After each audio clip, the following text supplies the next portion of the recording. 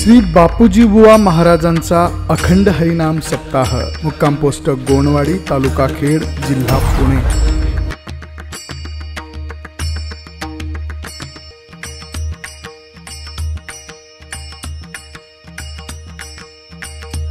सोहळा आनंदाचा गजर विठुरायाचा अखंड हरिनाम सप्ताह, मुक्काम पोस्ट गोणवाडी, तालुका खेड, जिल्हा पुणे। आपले नम्र समस्त ग्रामस्थ मंडळी, भजनी मंडळ तसेच युवक मंडळ गोणवाडी। गुण गायेन आवडी, हेची माझी सर्व जोडी। नलगे मुक्ती धन संपदा,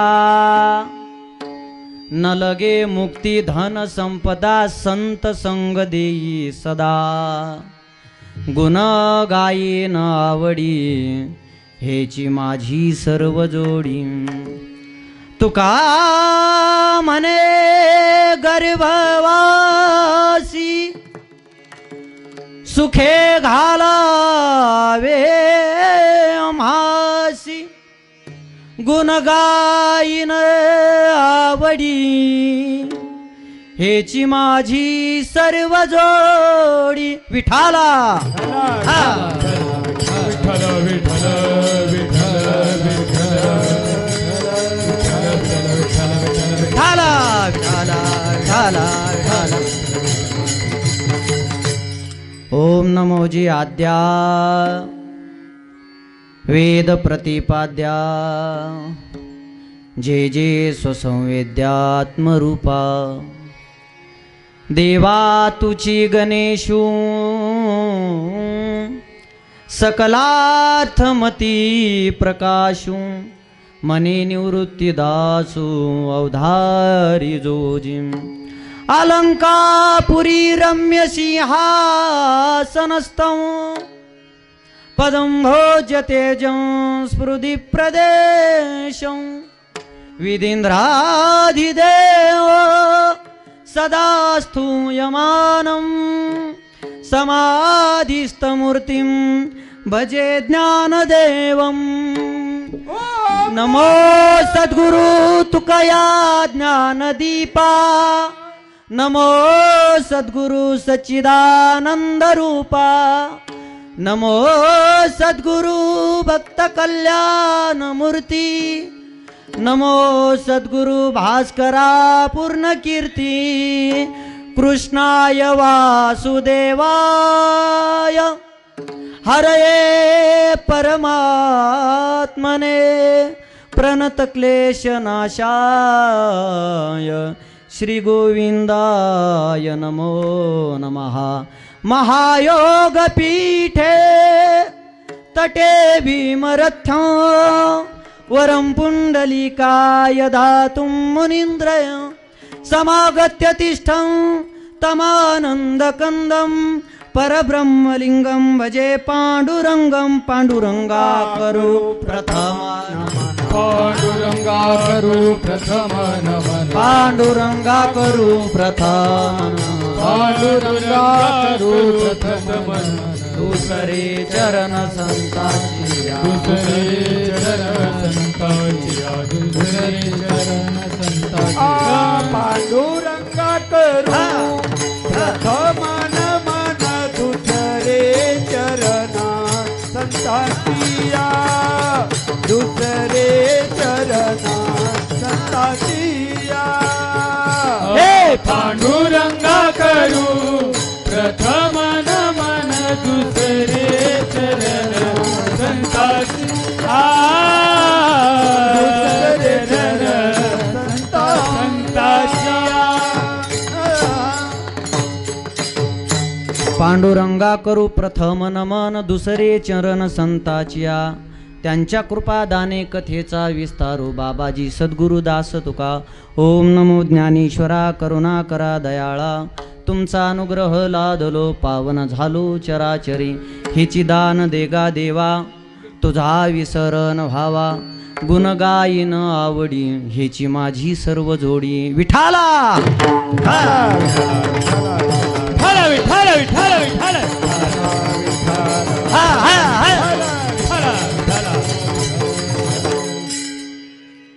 प्रस्तुत प्राप्त प्रसंगी कीर्तन रूपी सेवेकरता घेतलेला अभंग देहूचे निवासी असणारे पांडुरंगाचे अत्यंत प्राणप्रिय भक्त श्रीमंत श्री संत जगद्गुरु तुकोबाराय यांच्या गाथ्यातील फार नाही पण 4 चरणाचा आणि मागणी या प्रकरणातील अभंग आपल्या सेवेकरता घेतला आहे. विठाला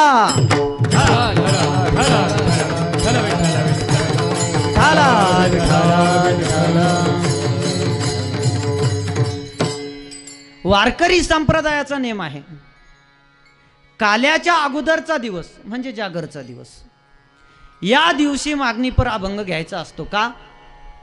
त्याचं कारण आहे. कोणत्याही गोष्टीला एक कारण असतं. आज जागरचा मागणी पर अभंग का घ्यायचा? गेलेल्या 7 दिवस आपण भगवंताचं मोठ्या अंतकरणानं नामस्मरण केलं का नाही? हा, टाळ्या वाजल्या, कुणी वाजल्या नाही, कुणी विठ्ठल म्हणलं, कुणी म्हणलं नाही. आता काही रगेला असते त्याला काय करावं?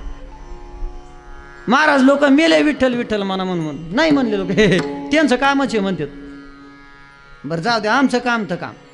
पण 7 दिवस जे काही अंतकरणातून भगवंताचं नामस्मरण मुखामध्ये घडलं, तर आज त्या भगवंताकडे मागणी मागायची असते. देवा, येथून पुढच्या आमच्या आयुष्यात आम्हाला काय पाहिजे? आता प्रत्येक जणाची ही मागण्याची पद्धत वेगळीच असते. संताची पद्धत वेगळी मागण्याची, तुमच्या आमच्या सारखाची जीवाची पद्धत वेगळी. पण मागावं काय आणि मागावं कुणाकडं हे सुद्धा माणसाला कळालं पाहिजे. विठाला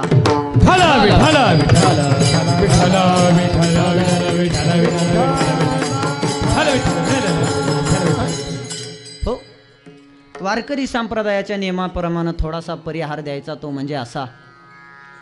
गेली 26 वर्षापासून चालू असलेला आपला अखंड हरिनाम सप्ताह श्री बापूजी बाबा महाराज यांच्या कृपा आशीर्वादाने त्यांचा अखंड हरिनाम सप्ताह चालू आहे.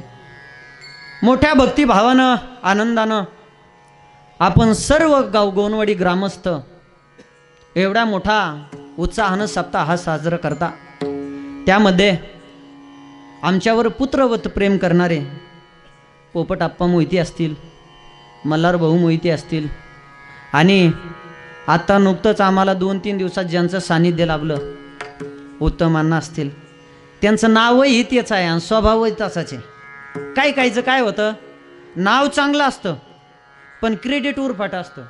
नाव माऊली आणि रोज संध्याकाळी कुठं होतं धाब्यावर. म्हणजे वर्णन म्हणून नाही, अण्णा 3 ते 4 दिवसापासून अण्णाचा आमचा परिचय झाला. पण अण्णाच्या मुखातून एवढा गोड शब्द निघायचा, ते मला गणेश महाराज म्हणले नाही. गणेश, खरं सांगू अण्णा, तुमच्या शब्दात एवढी गोडी वाटली. द्या, माझे वडील बीडला आहेत, पण तुम्ही गणेश म्हटलं का मला माझ्या वडिलाची आठवण व्हायची. त्याचं कारण आहे, माणसाचा चेहरा सुंदर असेल, वाक्य लक्षात ठेवा, माणसाचा चेहरा सुंदर असेल तर माणूस कुणाच्या तरी प्रेमात पडू शकतो. वाक्य लक्षात येत आहे? माणसाचा चेहरा सुंदर असेल तर माणूस कुणाच्या तरी प्रेमात पडू शकतो, पण माणसाची जर जीभ गोड असेल तर अख्खं जग माणसाच्या प्रेमात पडू शकतं. माणसाचं तोंड चांगलं पाहिजे. आप्पांनी हे खूप प्रेम दिलं, अण्णा असतील त्यांनी प्रेम दिलं, कडांना असतील, सर्वच गावकरी मंडळी, मल्हार भाऊ असतील, आई असतील. आम्हाला आमचे मायबाप आठवण दिले नाही बरं काय 7 दिवसात, खरंच नाही दिले आठवण. आमचे पोरं तर आप्पा म्हणतात काही करा गुरुजी, पण सप्ताह झाला तरी आप्पाला 2-4 दिवस तिकडे घेऊन चला म्हणते आळंदीला. असो, त्याचप्रमाणे 7 दिवस ज्यांची मोठ्या अंतकरणातून कष्टानं या सप्ताहाला गांधर्वासारखी गायनाची ज्यांची साथ आहे, काय त्या पठाडे नावात ताकद आहे सांगतो. पहिले कीर्तनकार होऊन गेले पठाडे महाराज, आणि आता हे पठाडे महाराज गायक महाराज. वारकरी चाली खूप सुंदर त्यांच्याकडं. पठाडे महाराज असतील, अंकुश महाराज काय देवानं देणगी दिली त्यांना आवाजाची. सहज षड्जा लागतोय त्या माणसाचा, सहज. आता आमच्यासारख्याला षड्जा जर लावायचा म्हणला ना, अख्खा अंग गोळा धरून धरावा लागतं असो, आणि मग आडावं लागतंय तरी ते दूर जात नाही. बरं, जाण्याचा प्रयत्न केला तर संगच 5-6 सूर निघते तोंडातून, त्यापेक्षा जातच नाही तिकडं. अंकुश महाराज असतील, महाराजांचं प्रथमेश महाराज असतील, त्यांनीही सुंदर गायनाची साथ केली. त्याचप्रमाणे 7 दिवस आपले मृदंगाचार्य महाराज, हां सूरज महाराज, त्यांच्या नावातच सूरज आहे आणि त्या वाजण्यातही सूरज आहेत. हां, त्याच्या बाबतीत काही पाहायचं नाही. त्याचप्रमाणे आज आपल्या सप्ताहाला ज्यांची आवर्जून उपस्थिती लागली, खरं पाहिलं म्हणजे आम्ही दोघं एका आईचे लेकरं आहेत, एका आईचे बरं का. म्हणजे माझा बोलण्याचा उद्देश घ्या, अनेक वर्ष आम्ही ज्यांच्याकडं पखवाज शिकलो असे माझे गुरुवर्य पंडित माणिकजी मुंडे. महाराष्ट्रात पखवाज वाजवणं वेगळं, पुणे जिल्ह्यापुरता पखवाज वाजवणं वेगळं, देशापुरता पखवाज वाजवणं वेगळं. पण माझ्या गुरुवर्यांनी 110 देशात पखवाज वाजवला, 110 देशात वारकरी संप्रदाय. पंडित श्री माणिकजी मुंडे गुरुजी, त्यांच्याकडे अनेक वर्ष आम्ही दोघं जण पखवाज शिकलो. आणि आज सहज आठवण आली, म्हणलं अविनाश महाराज या सेवा करून जा. आणि माझ्या हाकेला त्यांनी माझ्या आज्ञेला लगेच परवानगी दिली, पखवाज घेऊन आले. महाराजांचं सुद्धा खूप खूप खूप धन्यवाद मानतो. त्याच पद्धतीनं आमचे सगळे बालगोपाळ मंडळी 7 दिवस मोठ्या अंतकरणानं तुमची ही सेवा केली, त्यांनाही खूप खूप धन्यवाद. महिला मंडळी असतील, महिला मंडळी उपस्थिती दिसते, पण मला जेवताना जास्त उपस्थिती दिसते. हां, महिला मंडळीलाही खूप खूप धन्यवाद. आजूबाजूचे पंचक्रोशीतून आलेले श्रोते मंडळी, आमचे कोळेकर अण्णा हे आज उपस्थित आहेत. त्याचप्रमाणे ज्यांनी पुणे जिल्ह्यात नावलौकिक केलं, गणपत अण्णा महाराज, खरंच पखवाजा, त्यांच्यासाठी एकदा टाळ्या वाजा. हां, पखवाजावरचे आम्ही आत्ता आलो, पण वारकरी संप्रदायाचं नाव राखून ठेवलं. अण्णा असतील, दादा असतील, तुम्ही सगळेजण, आता मला परिचय नाही. हां, त्याचप्रमाणे आमचे पडवळ अण्णा असतील, पडवळ अण्णाचे नातूही माझ्याकडे शिकायला होते, पण काही कामानिमित्त ते गावाकडे गेले. अण्णालाही खूप खूप धन्यवाद. तुम्हा सर्वांच्या चरणी माझे साष्टांग दंडवत घालतो. त्याचप्रमाणे एक महत्त्वाची तुम्हाला सूचना द्यायची. आज आपल्या इथं समोर शूटिंग चालू दिसतंय. पहिलं काय असायचं, बीड जिल्ह्यातला कीर्तनकार असो, पुणे जिल्ह्यातला असो, नाशिक जिल्ह्यातला असलो, कुठाही असो, कितीही विद्वान कीर्तनकार असू द्या, जास्तीत जास्त तालुक्यात प्रसिद्ध असायचा, जास्तीत जास्त जिल्हा. पण आज महाराष्ट्रातला या कोपऱ्यातला कीर्तनकार पूर्ण देशामध्ये गाजवायचं काम, महाराष्ट्रातल्या या कोपऱ्यातला कीर्तनकार संपूर्ण महाराष्ट्राच्या कानाकोपऱ्यात पोहोचायचं काम जे करतात, ते आमचे शरद भाऊ शिंदे आणि त्यांचं मराठी हॉटस्पॉट चॅनल. आम्ही आज इथपर्यंत पोहोचलो हे फक्त त्यांच्यामुळे बरं का. त्याबद्दल शरद भाऊंनाही खूप खूप धन्यवाद. हां, तुम्ही टाळ्या वाजल्या म्हणले, तुम्हाला सुद्धा या चॅनलविषयी प्रेम आहे असं मी गृहीत धरतो. त्यांनाही खूप धन्यवाद. त्यांचे सहकारी राहुलदादा आले, त्यांनाही धन्यवाद. सर्वांच्या चरणी मी साष्टांग प्रणिपात करतो आणि माझ्या सेवेला प्रारंभ करतो. विठाला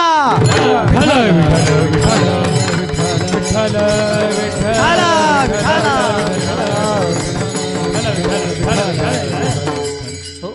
आज तसं तर मी सकाळपासून इथं असून पण थोडा उशीरच झालाय, पण आज मी 8 दिवस इथं बसून आहे.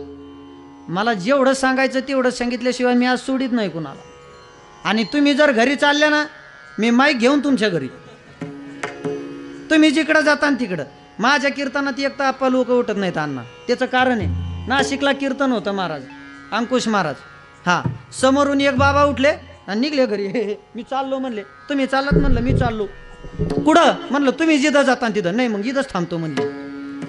तसं होईन काय नाही, मोजक्या वेळेत सोडू, पण थोड्या वेळेत आपल्याला चांगलं चिंतन करायचं. मागणं कुणाकडं मागावं आणि कुणी मागावं याला सुद्धा अधिकार दिलेला आहे. जगद्गुरु तुकोबाराय या अभंगातून पांडुरंगाकडं मागणं मागतात. तसं पाहिलं तर संत आणि मागणं या दोन्ही शब्दाचं एकत्रीकरण होऊ शकत नाही. तुम्ही म्हणताल महाराज कसं काय? पहिल्यापासून रीत चालत आली, जे संत असतात ते कुणाकडे मागत नसतात आणि जे मागत असतात ते संत नसतात. म्हणून या दोन्ही शब्दाचं एकत्रीकरण होत नाही. याच्या पुढे जाऊन जगद्गुरु तुकोबाराय आपल्याला सांगतात, जी लोक दुसऱ्यासमोर हात पसरवतात, जी लोक सतत दुसऱ्याकडे काही ना काही मागत राहतात, त्यांच्या जीवनाचा धिक्कार असो. माझे शब्द नाहीत बरं का. जगद्गुरु तुकोबाराय म्हणतात, तुका मने करी ब्रह्मांड ठेंगणे, तुका मने करी ब्रह्मांड ठेंगणे, हा तपस्री दिन धिक त्यांचे, धिक त्यांचे तुका म्हणे करी ब्रह्मांड ठेंगणे, हात पसरीजीने धिक त्यांचे. धिक्कार असो त्यांच्या जीवनाचा. कुणाच्या? जे दुसऱ्या समोर हात पसरवतात त्यांच्या. आणि पाहता लक्ष द्या, इथं जगद्गुरु तुकोबाराय स्वतः पांडुरंगाला मागणं मागतात आणि तुम्हाला आम्हाला सांगतात जे दुसऱ्याकडे मागतात त्यांच्या जीवनाचा धिक्कार असो. मग तुकोबाराय स्वतः हाका मागतात, त्याचं कारण आहे. कोणतीही गोष्ट असली त्याला स्वभाव कारणीभूत असतो. काय स्वभाव? जसा जीवाचा स्वभाव तसा संताचा स्वभाव आणि तसाच देवाचाही स्वभाव. पण प्रत्येकाच्या स्वभावात बदल आहे. काय बदल आहे? जीवाचा स्वभाव सतत कुणाकडं काहीतरी मागत राहणं, हा जीवाचा स्वभाव झाला तुमचा आमचा. संताचा स्वभाव कुणाकडे काहीच न मागणं आणि देवाचा स्वभाव मागे लागून घे घे म्हणणं, हा देवाचा स्वभाव. विठाला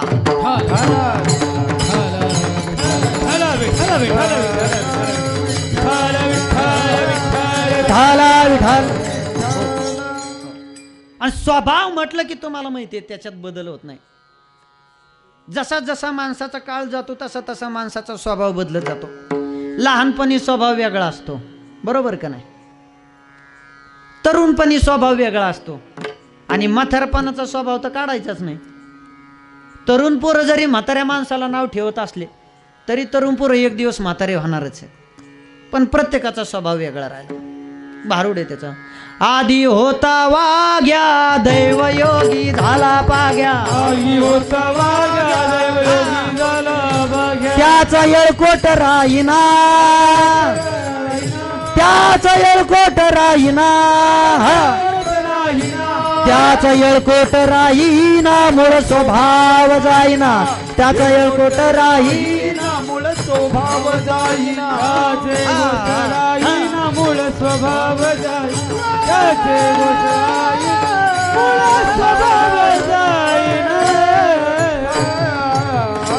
स्वभाव म्हटलं की त्याच्यात बदल होत नाही. प्रत्येकाचा स्वभाव असतो.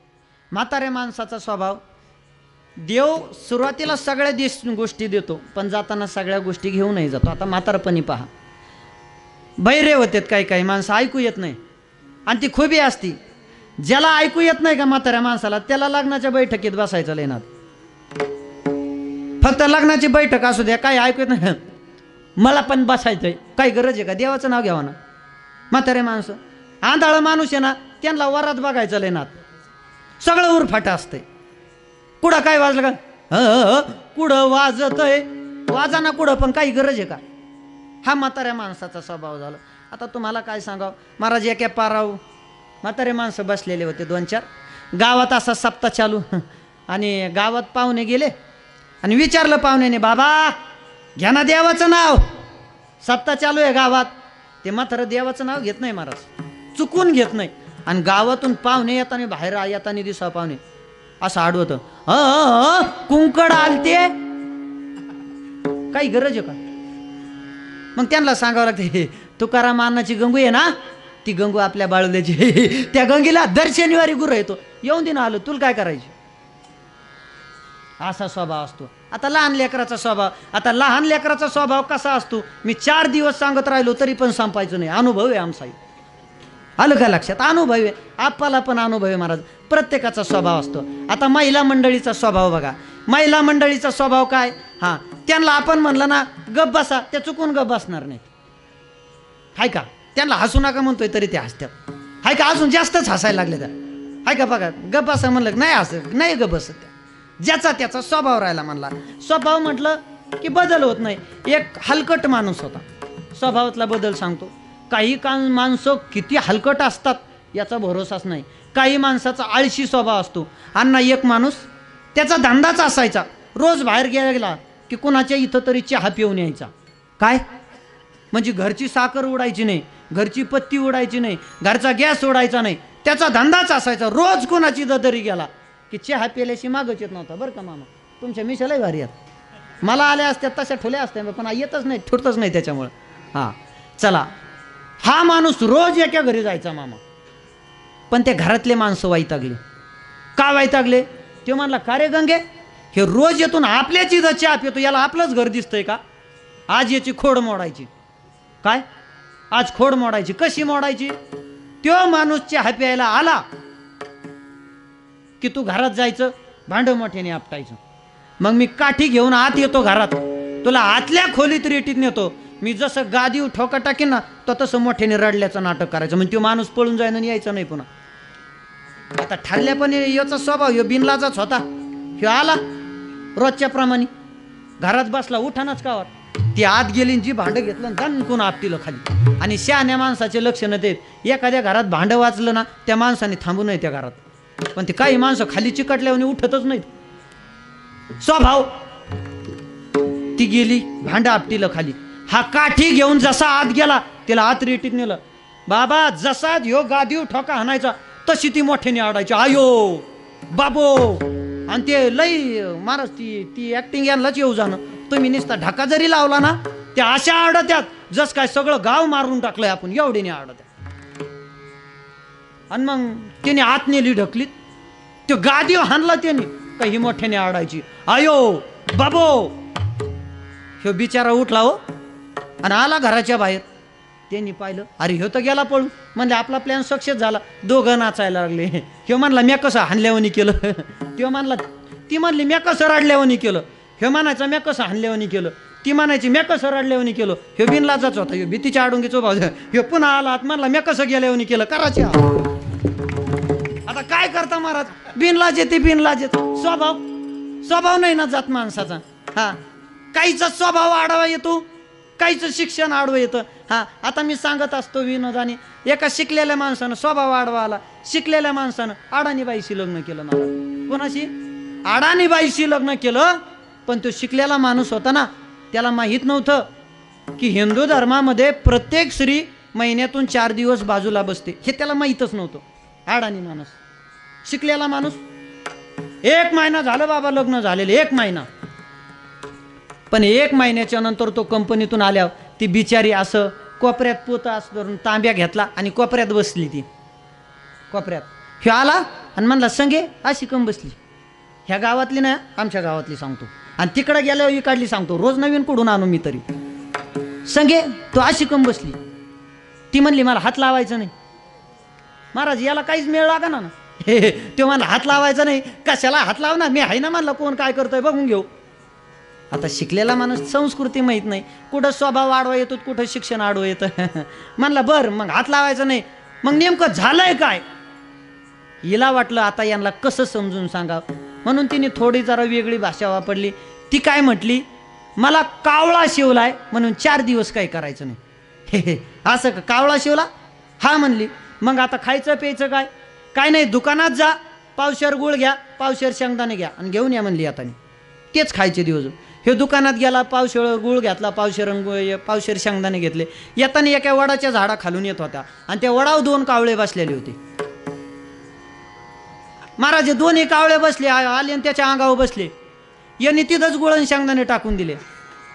ह्यो तिच्या शेजारी जाऊन गेला. यांनी एक पोतन तांब्यावर घेतलं आणि तिच्या शेजारी जाऊन बसला. ती म्हणली असे कम बसला. तो म्हणला तुला तरी एकच कावळा शिवलाय, मला 2 कावळे शिवलेत. मला 8 दिवस काही करायचं नाही. काय गंमत सांगावं महाराज. कुठं शिक्षण आडवं येतं तर कुठं स्वभाव आडवा येतो. स्वभाव म्हणलं का स्वभावात बदल होत नाही. चला मूळ विषयाकडे येतो माझ्या. हा, तुकोबरा देवाकडं मागणं मागतात. आता ह्या अभंगात इथं संत सावकार आहेत आणि देव कर्जदार आहे. त्याच जागेवर आणतो तुम्हाला. काय संत सावकार आहेत आणि देव कर्जदार आहे. तुम्ही म्हणता महाराज हे उलट कसं काय झालं. देव कर्जदार, देव सावकार असू शकतो आणि संत कर्जदार असू शकतात. देव मोठा आहे ना, येतंय लक्षात. देव कर्जदार असू शकतो आणि संत सावकार असू शकतात. हे उलट कसं काय सांगतो तुम्हाला. विज्ञान कितीही पुढे जाऊ द्या, या जगातली अशक्य ती शक्य गोष्ट करण्यासाठी संताला जन्म घ्यावा लागणार. ती गोष्ट कुणीही शक्य करू शकत नाही. उदाहरण देतो तुम्हाला. देव कर्जदार बरं का, हे लक्षात ठेवा. विज्ञान कितीही पुढे जाऊ द्या, निर्जीव भिंत चालवणं शक्य का अशक्य. बोला ना. हा, अशक्य. माझ्या माऊली ज्ञानोबारायांनी निर्जीव भिंत सुद्धा चालून दाखवली, शक्य करून दाखलं. चालविली तळ वा. हा, जड भिंती हरली सांगयाची चालवेली चढती हरली चांगयाची चालविली जड भिंती हरली सांगयाची मोक्ष मार्गेचा सांगती ज्ञानोबा माझा मोक्ष मार्गीचा सांगाती ज्ञानोबा माझा. मोक्ष मार्गीचा सांगती ज्ञानोबा मोक्ष मार्गीचा ज्ञानोबा साधकाचा बाप तुझे हरे ताप वावा बुद्धी सुख रूप ज्ञानोबा माझा. ज्ञानोबा माझा. अहो विज्ञान कितीही पुढे जाऊ द्या, जड भिंत चालू शकत नाहीत, त्याला माझ्या माऊली ज्ञानोबरायालाच पण अवतार घ्यावा लागणार. एक गोष्ट झाली, दोन पायाचे रेडे विठ्ठल विठ्ठल म्हणत नाहीत, माझ्या माऊली ज्ञानोबरायांनी चार पायाच्या रेड्याच्या मुखातून वेद बोलवले. म्हैसी पुत्रा मुखे बोलविली श्रुती म्हैसी पुत्रा मुखी बोलविली श्रुती मैत्री पुत्रा मुखी बोलविली श्रुती मैत्री पुत्रा मुखी बोलविली श्रुती म्हैसी पुत्रा मुखी बोलविली श्रुती सिंगल. म्हैसी पुत्रा मुखी बोलविली श्रुती मैत्री पुत्रा मुखी बोलविली मैत्री पुत्रा मुखी बोलविली श्रुती चालविली भिंती बैसोनिया वावा चालविली भिंती बैसोनिया नोहे आसा सामान्य महिमा संताचा नो हे हा सामान्य महिमा संता. अजून एक प्रमाण लक्ष देऊन ऐकायचं, थोडंच पण तुपाचा शिरा, ते कढईभर लापशी खात बसायचं नाही आपल्याला थोड्याच वेळात. विज्ञान किती पुढं गेलं, जड भिंत चालायला माऊली ज्ञानोबरायाला जन्म घ्यावा लागणार. विज्ञान कितीही पुढं गेलं, चार पायाच्या रेड्याच्या मुखातून वेद बोलवण्यासाठी माऊली ज्ञानोबरायाला जन्म घ्यावणार. अजून बघा, एक सेकंद जर आपण पाण्यात कागद घातला तो 14व्या दिवशी गाथा कोरडावर करण्यासाठी माझ्या जगद्गुरु तुकोबरायाला जन्म. ठेवोनी कोरल्या हा, हा. ठेवोनी कोरल्या उदका माझी वया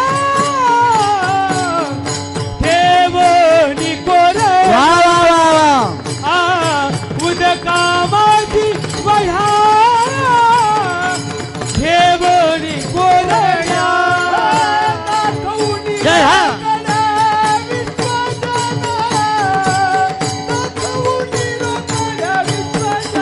वा, वा.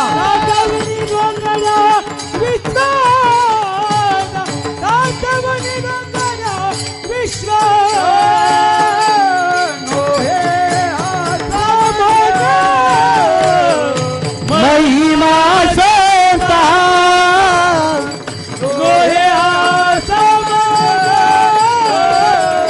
महिमा संताचा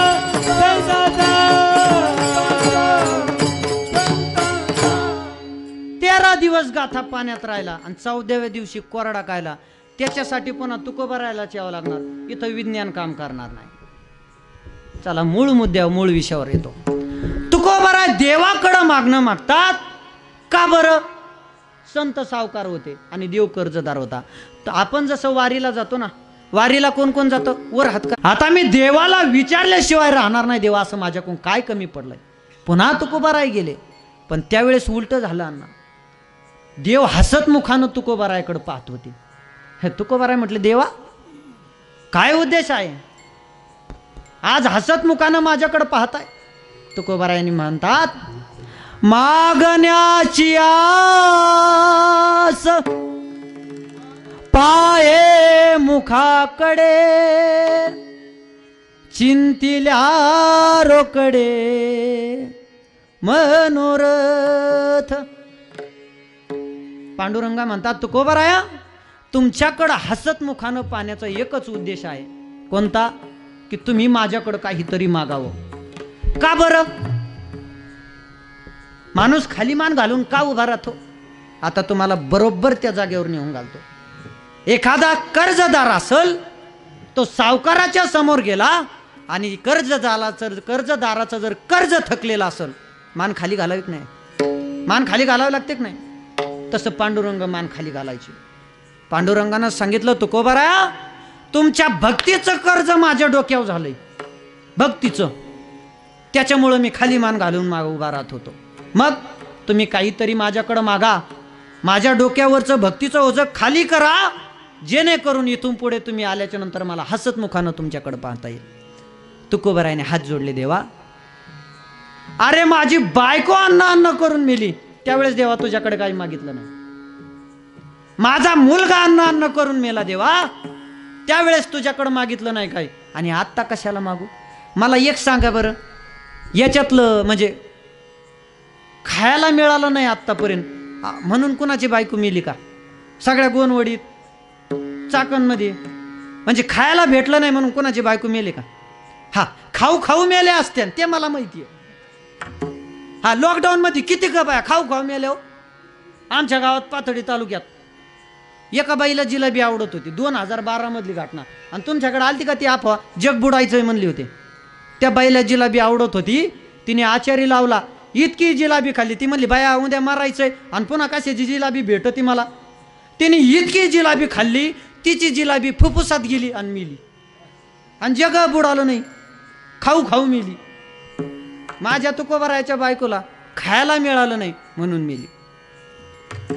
आणि बाया खाऊ खाऊ खाऊ खाऊ एवढ्या जाड झाल्यात महाराज. काही काही माणसं, बाया माणसं. हा बघा, माणसाची तब्येत असावी. आता माझ्या तब्येतीने एक माझं नुकसान होत चाललंय अण्णा, माझ्या तब्येतीने वजन पडत नाही. हा, लोक कीर्तन झाल्यावर म्हणतात हा हा आयला खरंच महाराज आहे बरं का. कीर्तन झाल्यावर कितका वेळ असं झालं, मी गावात गेलो का माझ्याकडे बाबा कुठं गेले मला सांगावं लागतं. मी बाबा बाजूला खोटं नका बोलू. आता तब्येतीने वाटतच नाही हो. अहो आमच्या गावाकडे एक गाव आहे, गाडी मंडपात गेली माझी आणि चोपदार माझ्याकडे पळत आली असे दोन, बाबा कुठे आहेत, बाबा कुठे? म्हणलं मीच बाबा आहे. बाबा बाजूला, खरं सांगा बाबा कुठे आहेत ती? आता काय करता, तब्येतीने वजन पडत नाही महाराज. महाबळेश्वरला कीर्तनाला गेलो. आता माझी अशी गोष्ट आहे, मी कुणाला बरोबर नेलं तरी माझ्यापेक्षा मोठालीच असते. आता एवढे पोरं माझ्याकडे शिकतात, हे सुद्धा माझ्यापेक्षा मोठाला दिसायला लागले. 2 गायक नेले महाराज माझ्याबरोबर महाबळेश्वरला आणि ते दोन्ही मोठाले दिसत होते पठाडे महाराजांनी. लोक आले कीर्तन माझं आणि त्यांच्या पाया पडले. ते म्हणले बाबा ते एवढूसा बाबा असतो म्हणले. हा, तब्येत असावं माणसाची पण इतकी नसून आहे. हा बरं मी म्हणतो तब्येत नसून द्या, तुमच्यासारखी दाढी तरी असावं, त्याडणी तरी वजन दिसतं. आता आम्हाला दाढी येते ती कुठं पडाकतं कुठं बागायचं, त्यामुळे ठोतच नाही, सगळीच खडून टाकतो आहे का नाही. न तर मिशा असावं, मिशा असल्यावर तरी लोकात वजन पडतं महाराज. पहिल्या माणसाच्या एवढ्या कडक मिशा असायच्या, अशा पिळ्या असायच्या मिशाला. बायकोने पाहिलं नवऱ्याला की टर कापायची, हाका मारल्याची बायको समोर येत नव्हती. आता किती मिशा लांब ठेवा बायको भेटच नाही, त्यामुळे लोकांनी मिशा ठेवायच्या बंद केल्या. हा, मिशा काय वाढून काय काय मग चहात बुडून खायच्या का महाराज त्या? हा, मिशा किती लांब ठेवा बायको भेट नाही. उलट त्या मिशाला धरून एक दिवस सोडीन पण ती भेट नाही. हा, तुरळीक जर सोडलं तर कायची बायको भेटे महाराज. एक जणाचं नवीन लग्न झालं आणि त्याला वाटलं बायकोवर वजन आणावं, बायकोवर ताबा ठेवायचा आणि तो तलवार चालिणारा महाराज, तलवार चालिणारा. तो रोज बायको समोर उठला का काय करायचा, असा करायचा. बायकोला सांगायचं मी तलवार चालवतोय का, तर बायकोने भ्यावा म्हणून. रोज उठला का बायको पुढे जाऊन असा करायचा, असा. बायकोने घेतला 6 महिने अंदाज आणि निस्ता म्हणायचं रोज. आपलं डोकं सारखलं, आपण मुंडकं तोडून आणतो एखाद्याचं, आपण हातपाय तोडून आणतो आणि असा करायचा निस्ता तलवार फिरली. हा असा. तुम्ही तलवार शिकले काय? हा घोटाळा व्हायचा नाही तर सप्त्याला गेल्यावर काढतात आणि तलवार एखादी बार पकवास सोडून. आणि एक दिवस मन बायको म्हणलीच का हो तुम्ही रोज म्हणता ना एखाद्याचे हातपाय तोडून आणि मुंडकं तोडून आणि जा बरं तुम्ही मला हातपाय तोडून आणून दाखवा एखाद्याचे नाही तर मुंडकं आणा. ह्यो गेला आणि आला ना खरंच मुंडकं तोडून एकाचं. बायको घाबरली. ती म्हणली तुम्ही मुंडकं कसं काय तोडून आणलं आणि हातपाय कम नाही आणले. हे म्हणला हातपाय अगोदर तोडून नेल ते म्हणला. कळालं का? हां त्याचा सुद्धा काही उपयोग नाही महाराज. हां स्वभाव राहिले काहीचे.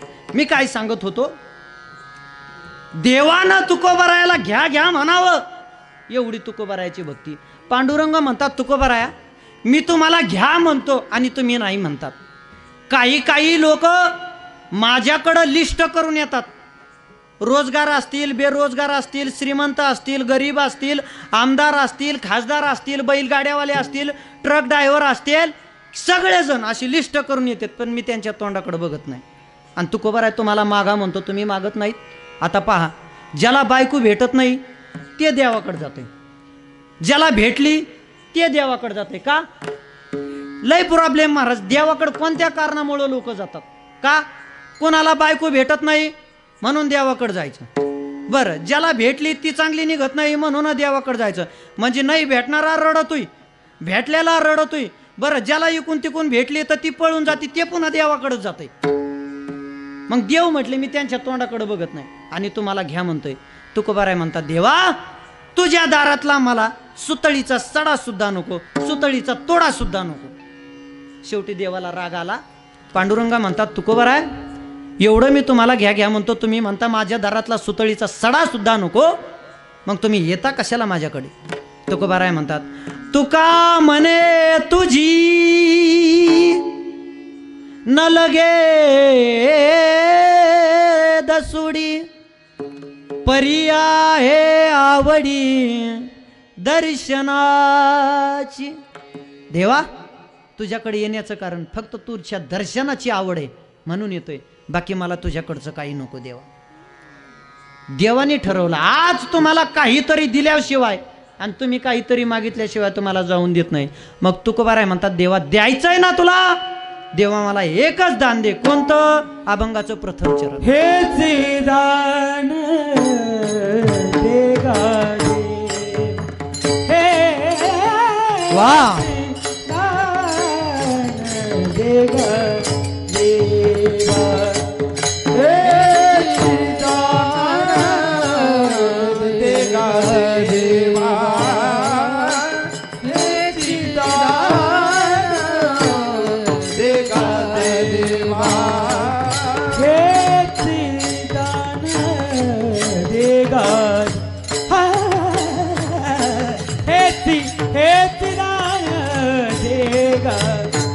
देवा हे दान देगा देवा हे दान देगा देवा. तुझा विसर वा वा तुझा विसर जय हो.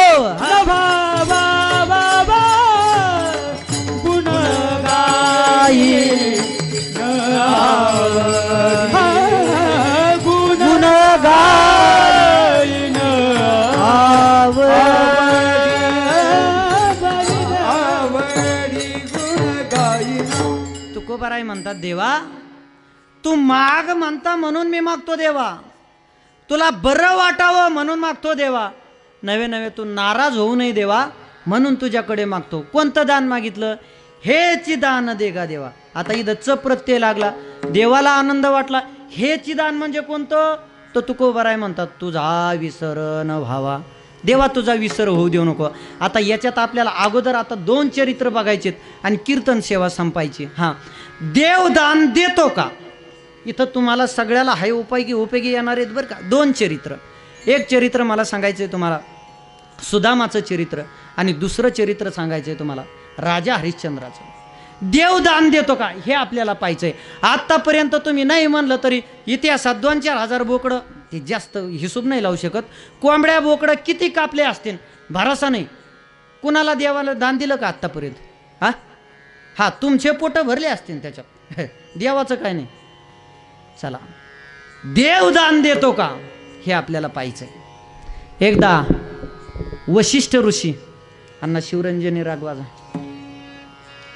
आवाज वाढा पेटीचा. वशिष्ठ ऋषी आणि विश्वामित्र दोघ जण बसले होते.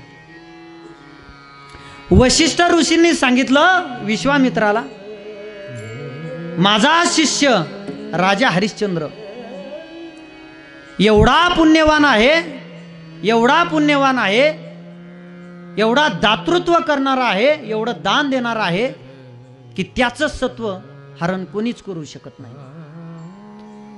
विश्वामित्र म्हणतात, काय? त्याचं सत्व हरण मी करून दाखतो. वशिष्ठ ऋषी म्हटले, तुम्ही करू शकत नाही, तो माझा शिष्य आहे, मला गॅरंटी आहे. मग वशिष्ठ ऋषींनी सांगितलं, त्याचं सत्व हरण करायचं ना, मी करून दाखतो. वशिष्ठ ऋषींचा ते विश्वामित्रांचा झाला त्रास सुरू. कुणाला? राजा हरिश्चंद्राला. राजा हरिश्चंद्र एवढं दान देत होता की त्याच्या दानाला दातृत्वाला जोड नव्हते. राजा हरिश्चंद्र झोपलेला होता. विश्वामित्र राजा हरिश्चंद्राच्या स्वप्नात गेले. माय मावल्या हो, बघा, हे तुम्ही ऐका, म्हणजे तुम्ही दान द्यायचं शिकता बरं का. विश्वामित्र स्वप्नात गेले राजा हरिश्चंद्राच्या. राजा हरिश्चंद्राला सगळं राज्य दान मागितलं. काय? सगळं राज्य. राजा हरिश्चंद्रानं स्वप्नात सगळंच्या सगळं राज्य विश्वामित्राला देऊन टाकलं. जागेपणी नाही, स्वप्नातलं सांगतो तुम्हाला. दुसऱ्या दिवशी सकाळी विश्वामित्र राजा हरिश्चंद्राकडे गेले आणि त्याला सांगितलं, राजा, रात्री मी तुझ्या स्वप्नात आलो. स्वप्नात आल्याच्या नंतर तू मला सगळं राज्य दान दिलंस, माझ्या राज्यातून बाहेर हो. काय सांगितलं? अहो, स्वप्नात दिलेलं राज्य. राजानं सांगितलं, ठीक आहे, मी तुम्हाला स्वप्नात राज्य दान दिलं ना, मी जातो, अजून काय अपेक्षा? विश्वामित्रानं सांगितलं, माझ्या राज्याच्या बाहेर जायचं, बाहेर काम करायचं आणि माझी मला दक्षिणा आणून द्यायची. शिवाय अंगावरले कपडे सोडता माझ्या राज्यातली सुई सुद्धा बरोबर न्यायची नाही. अहो, चक्रवर्ती सम्राट राजा होता राजा हरिश्चंद्र. सोपी गोष्ट आहे का? राजानं राजपोशाख अंगावरचा काढून टाकला. तारा राणीनं सुद्धा अंगावरचा राणीचा पोशाख काढून टाकला. आणि राजा हरिश्चंद्राचा मुलगा, त्याचं नाव रोहिदास, त्यानं हे अंगावरचे वल्कलं काढून टाकले. विश्वामित्राचा त्रास सुरू झाला. निघले राज्यातून बाहेर. इकडं विश्वामित्रांनी सूर्यदेवाला आज्ञा केली, तुम्हाला जेवढं कडक तापता येईल तेवढं कडक ऊन पाडा. यांच्या पायात चप्पल सुद्धा नव्हती. का? तर राजा हरिश्चंद्राची परीक्षा घ्यायची होती. ऐका, खूप महत्वाचा प्रसंग. राजा हरिश्चंद्र उन्हामध्ये निघाला. मागे बायको चालते आणि त्याच्या मागे छोटा मुलगा चालतोय. विश्वामित्रानं रूप बदललं आणि पुढे वाटेला जाऊन चपला घेऊन बसले विश्वामित्र. राजा हरिश्चंद्र आला. अरे राजा, चक्रवर्ती सम्राट राजा आहेस तू आणि बिगर चपलाचा चालला? फोड आले तुझ्या पायाला, पायातून रक्त गळतंय. राजा, चप्पल घाल. राजानं सांगितलं, मी स्वप्नामध्ये का होईना विश्वामित्राला दान दिलेलं आहे, सगळं राज्य. आणि विश्वामित्रांना सांगितलंय, या राज्यातला सुई सुद्धा बरोबर नेण्याचा अधिकार नाही, मला चप्पल घालायची नाही. राजा पुढे गेला. तारा राणी मागून आली. विश्वामित्राला सुद्धा खोटं बोलावं लागलं राजा हरिश्चंद्राची परीक्षा घ्यायला. तारा राणीला म्हटले विश्वामित्र, अगं हे राणी, तुझ्या मालकानं कडक ऊन पाय तापलंय, पायाला फोड आले, म्हणून आत्ता चप्पल घालून गेला तुझा मालक राजा हरिश्चंद्र, तू सुद्धा चप्पल घाल. तारा राणीनं हात जोडले. सांगितलं, माझा मालक शब्दाला जागणारा आहे, माझा मालक धर्म पाळणारा आहे, माझा मालक वचन पाळणारा आहे. मला माहिती आहे माझा राजा चप्पल घालणार नाही. तारा राणीनं सुद्धा चप्पल घातली नाही. दोघे पुढे गेले. मागून रोहिदास आला. रोहिदासच्या पायाला फोड आलेले होते. रोहिदासच्या पायातून रक्त निघत होतं, एवढं ऊन कडक तापलेलं होतं. विश्वामित्रानं सांगितलं, हे रोहिदास बाळा, आता तुझ्या आई आणि बापानी चप्पल घातली, तू सुद्धा चप्पल घाल, पायाला फोड आले. रोहिदासानं सांगितलं, दादा, माझे माय आणि बाप चप्पल घालतील का नाही हे तुम्ही सांगू नका. प्राण गेला तरी माझा बाप वचन दिलेलं सोडणार नाही. मला माहिती आहे माझा बाप चप्पल घालणार नाही. मला सुद्धा चप्पल नको. तिघेही पुढे गेले. विश्वामित्रांनी पुन्हा रूप बदललं आणि ऊन कडक पडलेलं. पाण्याची गरज होती. पुढच्या झाडाखाली विश्वामित्र थंड पाणी घेऊन बसले. राजा हरिश्चंद्र वाटेनं चालत येत होता. ए राजा, अरे एवढं कडक ऊन पडलंय, घाम गळतोय अंगातून, पायातून रक्त गळतंय, घोडभर तरी पाणी पे. राजानं सांगितलं विश्वामित्राला मी स्वप्नात दान दिलेलं आहे. विश्वामित्रांनी मला सांगितलंय या राज्यातली सुई सुद्धा तुला घेण्याचा अधिकार नाही. मला दान दिलेलं आहे मी. मला या राज्यातला पाण्याचा घोट सुद्धा नको. राजा पुढे गेला. पुन्हा मागून तारा राणी आली. अगं ए राणी, आताच तुझा नवरा 1 ग्लास पाणी पेला उन्हात, तू पाणी पे. तारा राणीनं सांगितलं प्राण गेला तरी माझा राजा पाणी पिणार नाही या राज्यातलं. का? विश्वामित्राला शब्द दिलेला आहे या राज्यातला सुईचा टोक सुद्धा, टोका इतकं सुद्धा काही नेणार नाही. तारा राणी सुद्धा पाणी पिली नाही. मागून रोहिदास आला. रोहिदासाच्या अंगातून घाम गळतोय, पायातून रक्त गळतय. ए रोहिदासा, अरे आता तुझे मायबाप पाणी पिले माझ्या हाताने, तू पाणी पे. एवढं कडक ऊन पडलंय. रोहिदास म्हटला मला माहिती आहे माझे माय आणि बाप प्राण गेला तरी चालेल पण वचन दिलेलं मोडणार नाहीत. प्राण जाये पर वचन न जाये, रघुकुल रीत चलिए सदा चली आई. प्राण जाये पर वचन न जाये. माझे मायबाप प्राण गेला तरी पण वचन सोडणार नाहीत. मला माहिती आहे मला पाणी नको. रोहिदासानं सुद्धा पाणी घेतलं नाही. शेवटी कुठं गेले? काशी खंडात. विश्वामित्रानं सांगितलं होतं फक्त काशी खंडात आमच्या कपड्यावर जायचं आणि तिथं काम करून माझी दक्षिणा आणून द्यायची. काशी खंडात गेले. बरं आता काम कोणाची इथं करायचं? मी चक्रवर्ती सम्राट राजाची गोष्ट सांगतो तुम्हाला. आताच्या आमदार खासदाराची नाही सांगत, एवढं लक्षात ठेवा. चक्रवर्ती सम्राट राजा होता. तिथं गेलं काशी खंडात. चक्रवर्ती सम्राट असणारा राजा स्मशानभूमीत प्रेत पेटायच्या कामाला राहिला. का? दिलेलं वचन पूर्ण करायचं. हरिचंद्र तारा राणी डोंबा घरी वाय पाणी. हरिचंद्र राणी डोंबा घरी वाय पाणी. हरिचंद्र तारा राणी वाहे डोंबा घरी पाणी. हरिचंद्र तारा राणी वाहे डोंबा घरी पाणी. आले देवाजीच्या मना येथे कोणाचे झाले ना. आले देवाजीच्या मना तेथे कोणाचे चाले ना. देवाजीच्या मना जय हो. कोणाचे झाले ना. आले देवाजीच्या मना तेथे कोणाचे चाले. हरिचंद्र तारा राणी डोंबा घरी वाहे पाणी. हरिचंद्र तारा राणी वाहे डोंबा घरी पाणी. हरिचंद्र तारा राणी वाहे डोंबा घरी पाणी. हरिचंद्र तारा राणी वाहे डोंबा घरी पाणी. राजा हरिश्चंद्र स्मशानात कामाला राहिला. कुठं? बर. चक्रवर्ती सम्राट राजा प्रेत पेटवायच्या कामाला आणि चक्रवर्ती सम्राट राजाची बायको एका डोंबाच्या घरी पाणी मागत होती. खूप वाईट प्रसंग. चक्रवर्ती सम्राट राजाची पत्नी डोंबाच्या घरी पाणी वाहत होती आणि मग मुलाला कुणाची इथं कामाला लावायचं? तर एका ब्राह्मणाच्या घरी रोहिदास नावाचा मुलगा त्याला कामाला लावून दिलं. का? तर विश्वामित्रानं मागितलेली देणगी, मागितलेलं दान द्यायचं काम करून. अनेक वर्ष काम करता करता गेली पण फुलं तोडतात जो रोहिदास होता हरिश्चंद्राचा मुलगा, त्याला सर्पदंश झाला आणि त्याच्यात त्याचा मृत्यू झाला. सगळे बालगोपाळमती मंडळी त्याचे मित्र पळत गेले आईकडं. ए तारा राणी आई, अगं तुझा मुलगा मरण पावलाय ग. तारा राणीनं पाणी वाता वाता डोक्यावरचा हंडा खाली टाकून दिला आणि मुलाकडे निघाली तर ज्या डोंबाच्या घरी पाणी वाहत होती ना, त्या डोंबानं सांगितलं, ए जगात काही काया नाहीत का बाकीच्या? जगात काय कुणाला लेकरं नाहीत का? माझ्या घरी पाणी वाहती ना, पाणी भरायचं काम कर. तुझा मेला, मला त्याच्याशी घेणं देणं नाही. देव किती सत्व परीक्षा पाहतो पहा. आपला मेन मुद्दा आहे, देव दान देतो का, हा मुद्दा.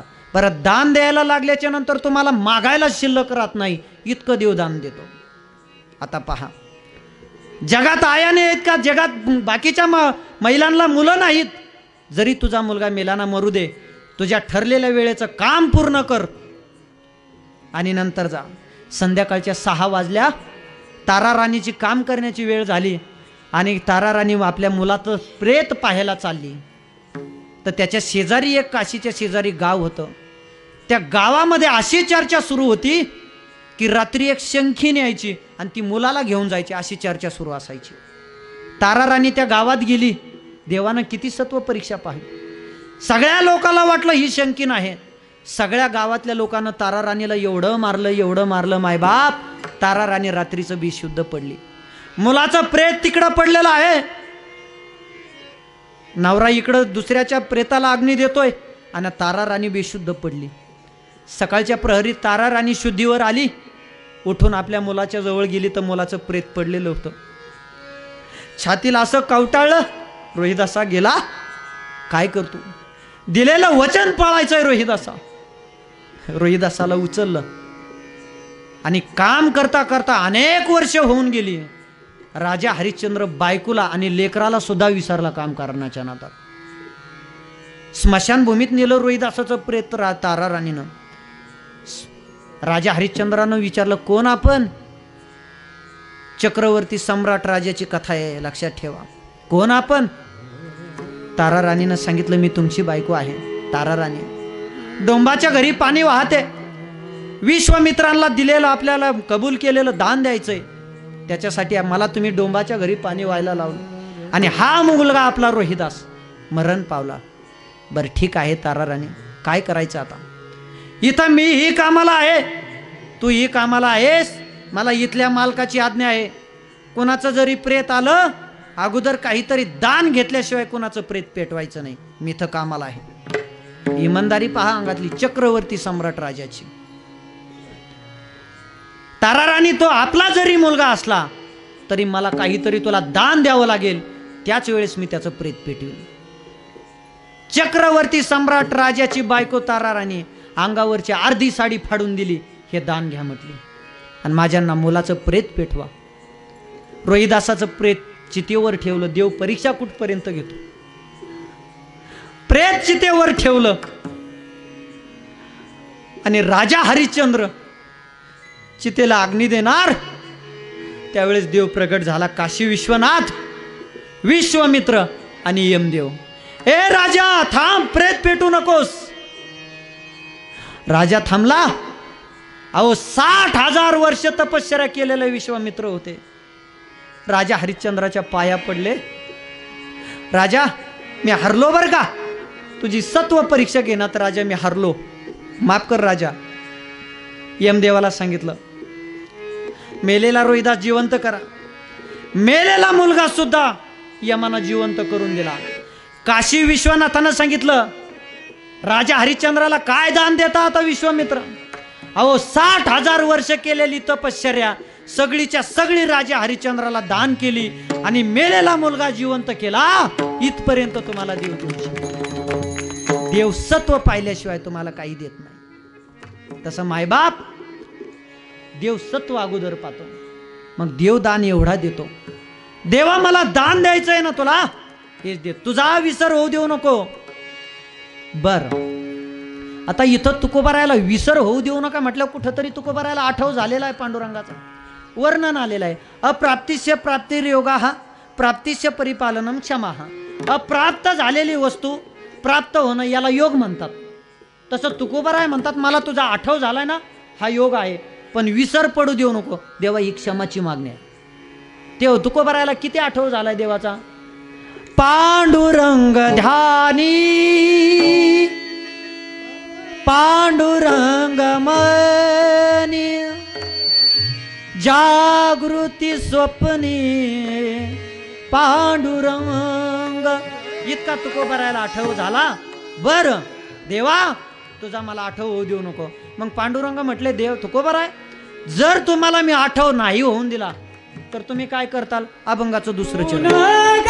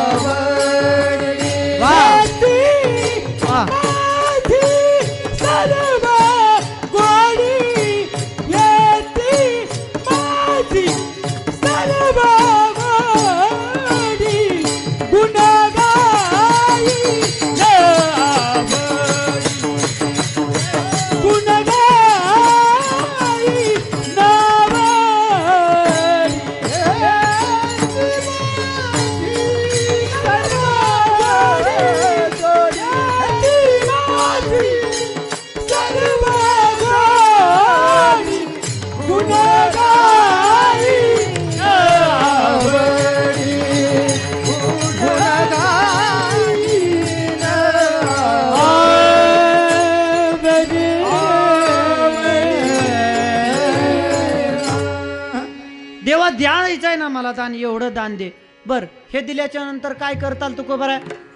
गुण गायीन आवडी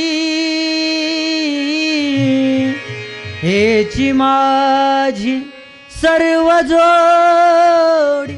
एवढं प्रेम तुको भरायचं असायचं. अहो प्रेम तसं असावं देवावर. आपलं प्रेम लय अवघड आहे महाराज. आपण जर देवाला नैवेद्य दाखल गेलो ना असं देवाच्या नाकात सुद्धा भाजा घुसून एवढूचा भाजा देवाला ठेवतो. आता या माता मावल्या बघा सण आला ना देवाला निवड ठेवत्यात.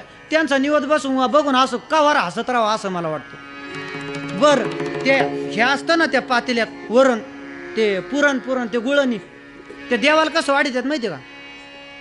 काही देवाच्या नाकात घुसत होतं काही देवाच्या डोळ्यात घुसत होते. असा निवड असतो की येणे देव पाहू नाही का. हा पण त्यांची काय चुकी तरी पण मात्या मावल्या हो इकडं खेड्या गावात बरं आहे. आम्हाला लई प्रेम भेटतंय. आई आता अहो तुम्हाला काय सांगावं मला 2-3 वेळेस आईने मला रातच्या 1 वाजता दूधवरती प्यायला आणून दिलं. माझी आई आठवली मला. एवढं प्रेम करतात. आम्ही जर पुण्या मुंबईत गेलो ना आतल्या साईडला खूप वेगळं पाहायला भेटतं आप्पा. हा तुम्हाला 9:30 वाजेपर्यंत आज सोडणार नाही. माझी बोली आहे बरं का. अभंग सोडायचा आहे. आणि तुम्ही घरी चालले तर मी माईक घेऊन तुमच्या घरी. हां पुण्यात गेलो कार्यक्रमाला आणि माझा वर्गमित्र भेटला आप्पा. पण त्यांनी शिकलेली बायको केली ती. आता तिला महाराज परमार्थ काही माहीत नाही. आता शिकलेली बायको कीर्तन ऐकायला आला. माझ्या पाया पडला महाराज आपण क्लासमेट होतो. अहो केवढे झाले हो महाराज तुमच्याकडे पाहून आनंद वाटला महाराज. चला माझ्या घरी. काय करतोस म्हटलं तू. मी इंजिनियर आहे बायकोही इंजिनियर आहे. म्हटलं आनंद आहे चांगली गोष्ट आहे. घरी घेऊन गेला आणि त्याची बायको आज झोपलेली होती 11 वाजता. ते असं म्हणला नाही ए उठ महाराज आलीत असं नाही म्हणला. स्मिता अगं ये स्मिता उठतेस का ग बाळा. त्यांनी 100 हाका मारल्या. अरे म्हणलं जरा चांगलं हाका मार ना काहीतरी गडी माणसाने.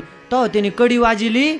मग त्या आतून भूत उठलं. ती आडुळीनं उठली मोकळे केस सोडलेली आणि ते पोतं घातलेलं आणि ते जेव्हा कावाड उघडीलं महाराज दरवाजा त्या आतून केस मोकळे. मी पळायला लागलो. मग म्हणलं हाडुळी निघली तर ते म्हणला आपली बायको आहे. म्हणलं तुला भ्या वाटत नाही म्हणलं एकटा असल्यावर हिचं केस ते सगळे मोकळे अंगात आलेल्या बाया. महाराज त्या अंगात आलेले माणसं सुद्धा बघा तुम्ही. आमच्या गावात जागरण चालू होतं. आता अंगात आलेला देव एक मी म्हणतो काही माणसाचे टाळं उघडू आयुष्य गेले अजून देव स्वप्नात नाही आलो. अंगात आलेले माणसं देव कस काय अंगात येतो. एका माणसाचा देव अंगात आला आणि मी गेलो आणि धरलं. म्हणलं बाबा हळूच ते माझ्या कानात म्हणलं हळूच बिड्या मोडत्या मागवी बिड्या मोडत उड्या हाणताच.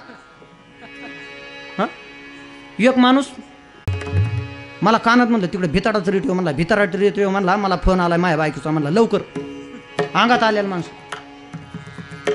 हे अशी भक्ती असते का. त्यांनी मला घरी नेलं आणि मग आली बा ती. म्हटली काय करायचंय तिचं बोलणं. हा म्हटला महाराजांना जेवण करायचंय. ठीक आहे महाराज जेवतात का? म्हणलं वाऱ्याकडे तोंडे करतो का मी? जेवतात का? 2 तास कीर्तन करून आलो ना खुशाल म्हणते जेवतात का?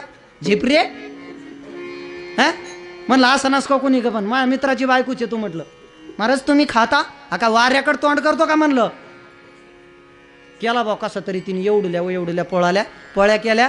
2 तास कीर्तन केलेलं महाराज.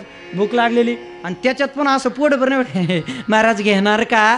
म्हणलं कान फाडत टाकीन जेवढं टाकायचं आहे म्हणलं एवढीच वाडी हे घेणार का?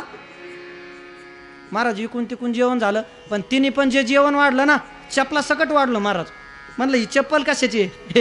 ही चप्पल जेवण वाढायचीच आहे. म्हणलं कशाची आहेत अजून? हे बाथरूमची वेगळी आहे, शॉपिंगची वेगळी आहे, बाजारला जायची वेगळी आहे, ऑफिसला जायची वेगळी आहे, ही जेवण वाढायची वेगळी आहे. म्हणलं हाणायची आहे की एखादी हाणायची?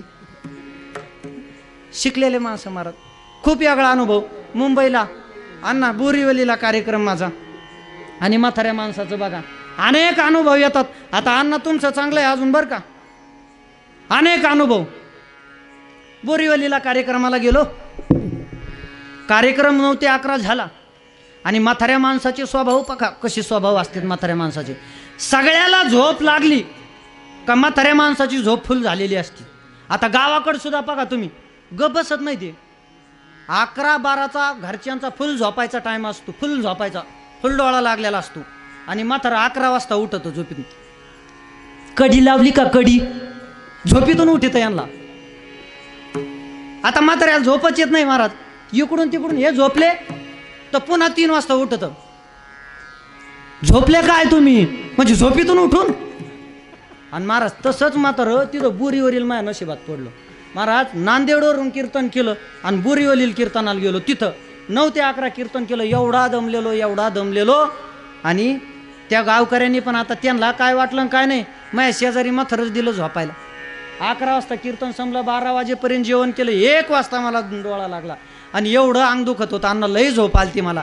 डोळा लागला ते म्हातारं उठलं छातडा वाटलं. झोपले का? झोपीतून उठून फुल डोळा लागलेला. झोपले का? म्हणलं तुम्हाला दिसत नव्हतं झोपलेलं? बर म्हणलं गप झोपा तिथं मी थकलेलो आहे दिवसभर. बर ठीक आहे. पुन्हा डोळा लागला. पुन्हा उठलं. महाराज येत का? म्हणलं पोतराजे होऊन द्या. म्हणलं आता जिथं टेकन तिथं. म्हणलं आज झोपतच नाही. हा विचारा काय हे महाराज येत का? म्हणलं पोतराजे. इकडं कशाला आले? उस खुरपायला घेतलेत म्हणलं लोकांचे. काय करता महाराज मग? हा डोकंच सरकलं. बर लग्न झालं का? म्हणलं नाही झालं अजून. मग लेकरं बाळ सुखासुखी असते काय इकत आणले का म्या? काही विचारते महाराज. बर मग आता झोपायचं आहे का? नाही म्हणलं झोपायचं नाही. रातभर तुमच्या संग गप्पा आणायच्यात म्हणलं. महाराज असे नमुने पदरात पडतात महाराज. एक तिथं त्याची सून अशी जाडीच्या जाडी सून. महाराज तब्येतीचा विषय निघला होता मग. माझं तब्येतीने वजन पडत नाही पण तब्येत असावं पण इतकी नसावं की दुसऱ्याचा जीव जाईन इतकी पण नसावं. चोर घुसली एका बाईच्या घरात. अण्णा त्या बाईने जी चोर धरला खाली घातला आणि वरून बसली अशी. आणि पोराला सांगितलं बंड्या पळ पोलीस आलं बोलून आण म्हणली. ते पोरग गेलं. 15 मिनिटं झालं दारात चप्पलच सापडा ना त्याला. 15 मिनिटांनी म्हणलं आई मै चप्पलच सापडा ना. तो चोर खालून म्हणला आत्तापुरती मै घालून जाय पण लवकर आण म्हणला पोलिसाला बोलून. तिथं चांगला राहीन पण या अजून 15 मिनिटं उठली नाही तर मरण म्हणला मी. मै घालून जा चप्पल. इतकी पण तब्येत नसून एका बाईची एवढी तब्येत महाराज. एवढी तब्येत. नवऱ्याचे तिचे भांडणं झाले नवऱ्याचे तिचे. तिने 3ऱ्या मजल्यावरून उडी हाणली. किती? 3ऱ्या मजल्यावरून 1.25 क्विंटलची बाई. मग बेशुद्ध पडली. आता त्याला उचलायला 2-4 जण. रिक्षात घातली कशी तरी. तर रिक्षा पुढून उचलायला लागला. वजन असते का काय करता. दवाखान्यात नेली. 2-3 सलाईन लावले आणि सलाईन लावल्यावर 3 तासांनी शुद्धी आली. नवऱ्याला म्हणले मला काही झालंय का? ते म्हणला तुला काही झालं नाही पण तुझ्या 2-4 जणांच्या अंगावर पडली त्यातला एकच जगला नाही म्हणले. असं असतंय मला. त्याला विनोदाचा भाग सोडून द्या. मी सांगत होतो देव द्यायला लागल्याच्या नंतर इतकं देतो की तुम्हाला मागायला सुद्धा शिल्लक राहत नाही. माझा एक दृष्टांत झाला. मी तुम्हाला दुसरा दृष्टांत सांगतो सुदामाचा. हा दृष्टांत सांगून आपल्या कार्यक्रमाला पूर्ण विराम द्यायचा. देव किती देतो आणि काय देतो, फक्त तुमची भक्ती तेवढी श्रेष्ठ पाहिजे, तुमच्यात मागण्याचा अधिकार पाहिजे. बोर झालं नाही ना? बोर झालं का? हा हा बरं ठीक आहे. चलून देऊ का अजून 20 मिनिटं? चालतंय. काय नाही, इथून जरी गेल्या ना तुम्ही, नुसतं उद्या काय खुरपायचं आणि उद्या कायला पाणी सोडायचं एवढंच करणार आहेत. त्याच्यामुळे इथं बसा. भगवान श्रीकृष्ण, सुदामा आणि बलराम दादा कंसाचा वध केल्याच्या नंतर संदीपानी नावाच्या ऋषींच्या आश्रमात धर्मशास्त्राचं अध्ययन करायला गेले. संदीपानी नावाच्या ऋषींना त्यांनी गुरु केलं. कुणी? भगवान श्रीकृष्ण, बलराम दादा आणि सुदामा. संदीपानी ऋषींना गुरु केलं आणि काही वर्ष धर्मशास्त्राचा अभ्यास पूर्ण झाल्याच्या नंतर भगवान श्रीकृष्णाने आपल्या गुरुला गुरुदक्षिणा द्यावी याच्यासाठी संदीपानी ऋषींना विचारलं, गुरुदेव तुम्हाला काय दक्षिणा द्यायची? पहा देव किती देतो. गुरुदेवांना सांगितलं, कृष्णा धर्मशास्त्राचं अध्ययन केलं, धर्माचा प्रचार करा, शास्त्राचा प्रचार करा आणि धर्म जागृत ठेवा, हीच माझी देणगी आहे. गुरुनी काही मागितलं नाही, पण कृष्णाला द्यायचं होतं. कृष्ण गुरु आईकडे गेले. आईला सांगितलं, आई मला गुरुदक्षिणा द्यायची, काय देऊ मी? आईनं सांगितलं, मला काहीच नको, मला द्यायचं आहे ना, माझा मुलगा मेलाय, त्याचं नाव दत्त आहे आणि पाण्यात बुडून मेलाय. काय नाव मुलाचं? दत्त नावाचा मुलगा गेलाय. माझा दत्त नावाचा मुलगा मला वापस आणून दे कृष्णा, द्यायचं असेल तर हे दान दे. भगवान श्रीकृष्ण गुप्त झाले, यमाकडे गेले आणि मेलेला मुलगा सुद्धा आपल्या गुरुचा वापस आणून दिला. इथपर्यंत देव देतो, फक्त तुमची योग्यता मागण्याची पाहिजे. विठाला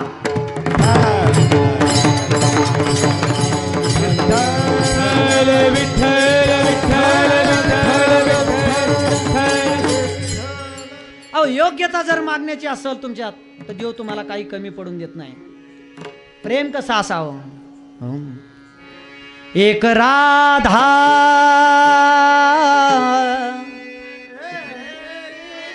एक मीरा, दोनों ने श्याम को चाहा, अंतर क्या दोनों की चाह में बोलो, एक प्रेम दीवानी एक दरस दीवानी.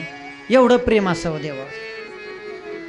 मग संदीपानी ऋषींच्या गुरुकुलातून यांनी सगळ्यांनी आपापल्या गावाला गेले, निरोध समारंभ घेतला. मग गेल्याच्या नंतर भगवान श्रीकृष्णाचे 16,108 विवाह झाले. किती? लक्ष द्या इकडे, 16,108 विवाह. सुदामाचं सुद्धा लग्न झालं आणि सुदामा भिक्षुक वृत्तीचा होता. देव किती देतो लक्षात ठेवा. सुदामा भिक्षुक वृत्तीचा होता. कधी कधी 4-4 दिवस सुदामाच्या घरी चूल पेटत नव्हती. 4-4 दिवस जे काही भिक्षा मागून आणेल तेवढंच खायचा. आणि सुदामाच्या बायकोचं नाव सुशीला होतं. ती नावाप्रमाणे सुशीला होती बरं का, सुशील होती, स्वभाव चांगला होता. नवऱ्याला आपल्या ज्या आहे त्या परिस्थितीत ती साथ देत होती. काही बायाचं नाव शांताबाई असतं. नाव शांता, रोजच भांडणं आणता. नाव साखराबाई, तोंडात अजिबात गोडी नाही. अशा गोष्टी आहेत महाराज. ती सुशीला काय करायची? सुदामाला आहे त्या परिस्थितीत साथ द्यायची. एक दिवस सुशीला म्हणली, का हो तुमचा मित्र भगवान श्रीकृष्ण हा याचा द्वारकेचा राजा आहे, सगळी द्वारका सोन्याची आहे. तुम्ही एक दिवस जा ना, देव काहीतरी दान देईल. पण सुदामा कुणालाही दान मागत नव्हता, एवढं लक्षात घ्या बरं. ती म्हणली 3 ठिकाणी सुदामा म्हटला खाली हातानं जाऊ नये.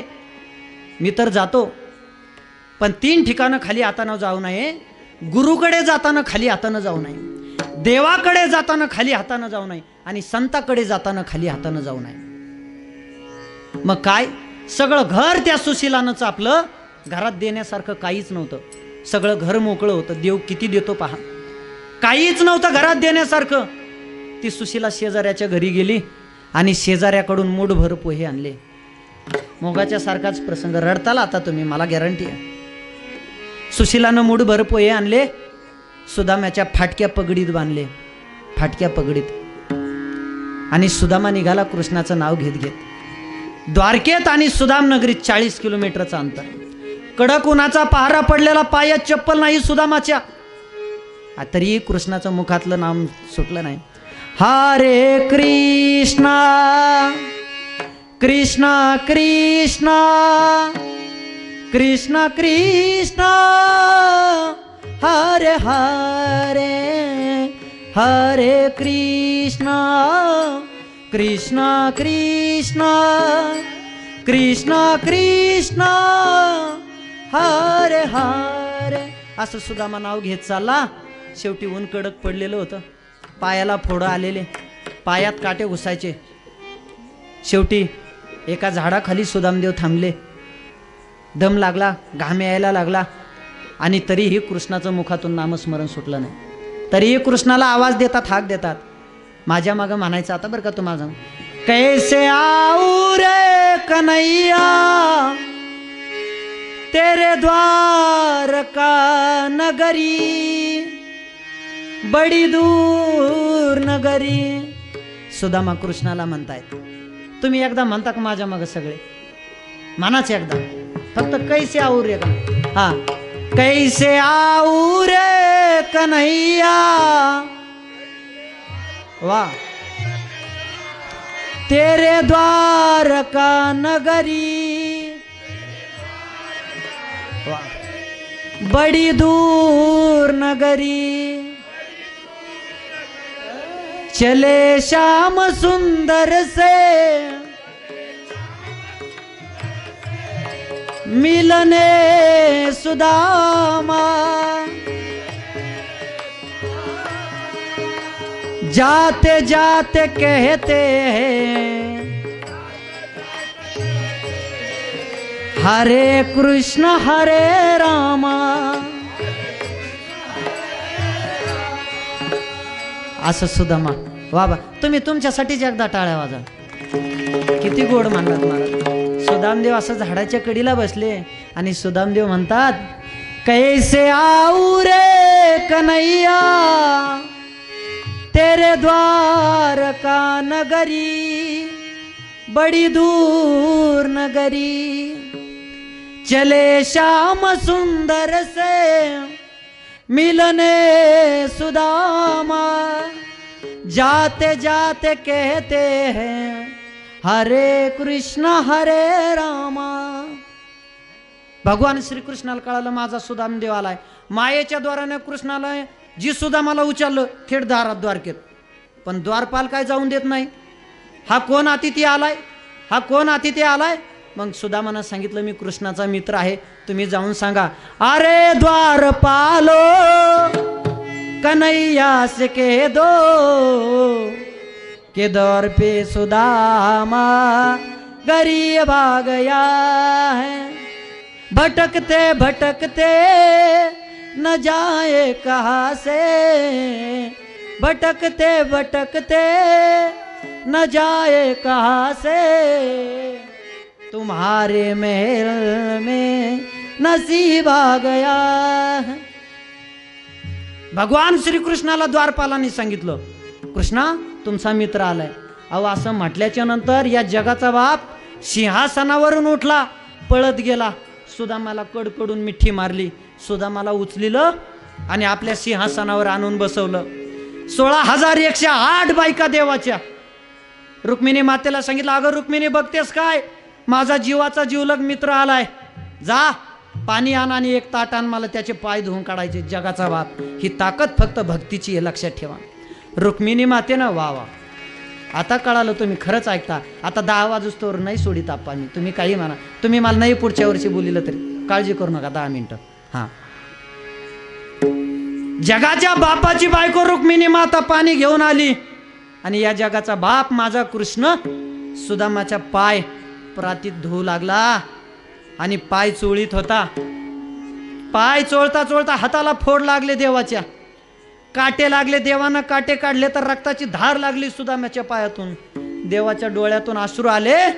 अहो देव पाण्यानं पाय धुतो याच्यात विशेष नाही, देवाच्या डोळ्यातल्या अश्रूनं सुदामाचे पाय धुवून निघले. याला भक्ती म्हणायचं नाही, भक्तीचा कळस म्हणायचं. अशी भक्ती असावी. पंचपक्वान्नाचं जेवण केलं. पंचपक्वान्नाचं रुक्मिणी मातेनं जेवण केल्याच्या नंतर मग कृष्णाने विचारलं, काय सुदामा गृहस्थ आश्रम स्वीकारला का नाही? मग सुदामाला सांगितलं, हो ना गृहस्थ आश्रम स्वीकारलाय. मग देवानं सांगितलं, माझ्या वहिनीने माझ्यासाठी काही खायला दिलंय का नाही? आता या 16,108 बायका पाहिल्याच्या नंतर सुदामानं लाजत लाजत लाजत लाजत ती पगडी बाहेर काढली. देवानं हिसकून घेतली पगडी. ती पुडी सोडली तर एक मूठभर पोहे निघले. एक मूठभर पोहे निघले. देवानं पंचपक्वान्न बाजूला सारून दिलं आणि माझ्या सुदामाचे पोहे आवडीनं खाल्ले. जसा पहिला घास देवानं खाल्ला तशी सुदाम्याची आखी नगरी सोन्याची झाली. इतका देव देतो. आखी नगरी सोन्याची झाली. शेवटचा घास राहिला. रुक्मिणी मातेने सुद्धा म्हणावं, ओ देवा, ओ देवा, ऐका देवा, ऐका, थांबा देवा, आमचं ऐका देवा, सगळे पोहे तुम्ही खाल्ले, आता मूठभर एक घास राहिलाय, आम्हाला तरी प्रसाद राहू द्या ना. रुक्मिणी मातेनं सुद्धा सुदामाच्या बायकोच्या हातचे पोहे खाल्ले आणि 4 दिवस सुदामानं मुक्काम केला. देवानं स्वतःची पगडी दिली. ती आंघोळ केल्याच्या नंतर सुदामाला जाता जाता देवानं आपली पगडी ओढून घेतली. मुद्दाम बरं का, पण सुदामाला वाईट वाटलं नाही काय. जाता जाता सुद्धा सुदामानं त्याचा धर्म सोडला नाही. कृष्ण कृष्ण म्हणत गेला. सुदाम नगरीत गेल्याच्या नंतर काय, तर जो भीक मागत होता सुदामा, तर त्याची सगळी नगरी सोन्याची झाली. दारात गेली तर ज्या बायकोला फाटकी साडी होती नेसायला, ते बायकोच्या अंगावर पैठणी, नाकात नथनी, ते वरून डोक्यावर काहीतरी लोंबलेलं, पुन्हा कानात झुंबर. मी अडाणी माणूस आहे बरं का, तसं काय वाटून देणार. हां, ते मला सगळं नाव येत नाही त्याचं, त्या सोन्या नाण्याचं. सुदाम म्हणलं, हे मॉडेल कोणतं आलं दुसरंच? आता तिने सांगितलं, मी सुशीला आहे. सुशीलानं धरलं. ती सुशीला अशी होती, 4 दिवस जर सुदामा नजर पडले नाही तर सुशीला जेवण करत नव्हती. एवढी सत्वशील होती ती. सुशीलानं धरलं सुदामाला आणि आज सिंहासनावर नेऊन बसवलं. मला एकच सांगायचंय, देव देताना एवढं देतो की तुम्हाला मागायला काही शिल्लक राहत नाही. फक्त तुमच्यामध्ये ती योग्यता निर्माण करा. माझं एवढं बोलून मी इथं कीर्तन संपवणार आहे. याच्यानंतर एक मोठ्या अंतकरणानं, मोठ्या मनीभावानं भजन करा 2 मिनटं. त्याच्यानंतर 2 शब्द आपले शेवटचे 1 चरणाचा आपल्याला अर्थ पाहायचा आणि सेवा संपायची. हां, हात वरती करा सगळेजण. शाबास. विठोबा रखुमाई, विठोबा रखुमाई, विठोबा रखुमाई, विठोबा रखुमाई, विठोबा रखुमाई, विठोबा रखुमाई, विठोबा रखुमाई, विठोबा रखुमाई,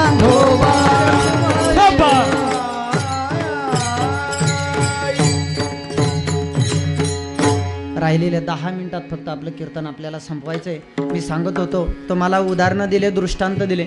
देव एवढं देतो की तुम्हाला मागायला काही शिल्लक राहून देत नाही. फक्त आपण ती योग्यता निर्माण केली पाहिजे, भक्ती केली पाहिजे. पांडुरंगाकडं मागणं मागितलं. भगवंत म्हणले, कावं तुकोबार आहे, तुम्ही माझ्याकडे दान मागितलं, हेची दान देगा देवा. कोणतं? तुझा विसर न व्हावा, हे माझ्यासाठीच मागितलं. आणि गुणगायी ना आवडी, ते पण माझ्यासाठीच मागितलं. अहो तुम्ही प्रापंचिक संत आहात, प्रपंचाच्या हेतूनच काहीतरी धन मागा, नाही तर परमार्थिक दृष्टिकोनातून मुक्ती मागा. हां, तुकोबाराय म्हटले, देवा ते आमच्याकडे नसल तर आम्हाला दे ना. मोक्ष आम्हा घरी कामा रीते दासी. मोक्ष म्हणतो ना देवा, मोक्ष आमच्या दारात दासी म्हणून काम करतोय. आणि धन, अरे दुष्काळ पडला, हाई हेच आम्ही आमचं वाटून टाकलं, तुझं कशाला देवा धन. आणि एवढंच नाही देवा, द्यायचं आहे ना, अजून काय दे, संत संग देई सदा. देवा संताचा संग दे. ह्या वरच्या जर सगळ्या मागण्या दिले ना देवा, तर मी माझ्या आयुष्यात जे नाही ते दुःख भोगायला तयार आहे, असं तुकोबाराय म्हणतात. जाता जाता झाला तर शेवटचा चरणाचा 1-2 शब्दात आपल्याला संपून टाकायचे. पण जे बोलणं गरजेचं आहे ते बोलायचं आहे. मला 10 मिनिटं आप्पा घेतो बरं का. हां, तुम्ही काही करा, आता सोडित नाही तुम्हाला. हां, महत्त्वाचं बोलायचं आहे. संपत्ती माणसाच्या बरोबर जात नाही. रामायण तुमच्याजवळ आहे, रामायण ऐकलं तुम्ही, महाभारत ऐकलं तुम्ही, भागवत ऐकलं. जगातलं कितीही दुःख तुमच्या समोर उभा राहू द्या, माय बापाच्या नंतर या जगात तुमच्यावर जीवाला जीव ओवाळून टाकणारा कोण असेल ना, तो तुमचा मोठा भाऊ असतो. आज कित्येक उदाहरणं आम्हाला पाहायला मिळतात. संपत्तीवरून भावाची खुनाच्या खुनं होतेत महाराज. सांगतो तुमच्या काय चुका. आईबापाला लेकरं ओळखता आले नाही, आईबापाला लेकरं ओळखता आले नाही.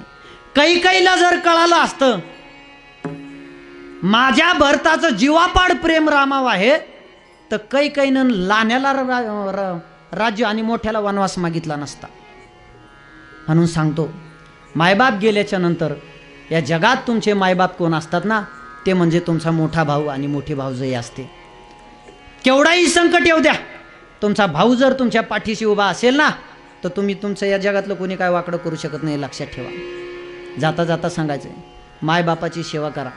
ज्यानं मायबापाची सेवा केली, उदाहरणं घ्या, त्याच्या आयुष्यात त्याला काही कमी पडलेलं नाही. या जगात 4 देव आहेत, एक सूर्यदेव, दुसरा चंद्रदेव. हे फक्त पुण्यवानाला आशीर्वाद देतात, आणि 2 देव असे आहेत ते पाप्यालाही आशीर्वाद देतात आणि पुण्यवानालाही आशीर्वाद देतात. त्या पहिल्या देवाचं नाव आई आणि दुसऱ्या देवाचं नाव बाप आहे.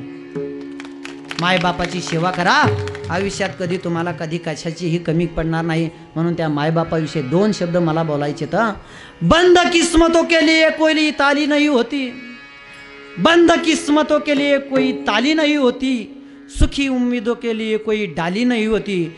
जो झुक जाए अपने माँ बाप के चरणों में, उसकी झोली कभी खाली नहीं होती, उसकी झोली कभी खाली नहीं होती. दादा, जाता जाता सांगायचंय, म्हातारे मायबाप झाले असतील, मायबापाला खोकला लागत असतील, बेडके येत असतील, येऊ द्या, काही हरकत नाही. मायबापाच्या मुखातला बेडका झेलण्यासाठी समोर हात करा. आयुष्यात कोणासमोर हात पसरायची वेळ येणार नाही. माझा तुम्हाला अनुभव सांगतो, 17 वर्ष झालं मी आळंदीत आहे. याचं एकच कारण आहे, माझ्या मायबापाचा आशीर्वाद आहे. छोटा होतो आपा असा, एवढं संपून शेव असा होतो, आणि लहानपणापासून धिंगाणा घालायची सवय. माझ्या बापानं मला बूट फेकून मारला, धिंगाणा घालत होतो मी. राग आलो बीडवरून थेट आळंदीला. 3 दिवस भाकरी नाही घरच्या, तेव्हा फोन नव्हते.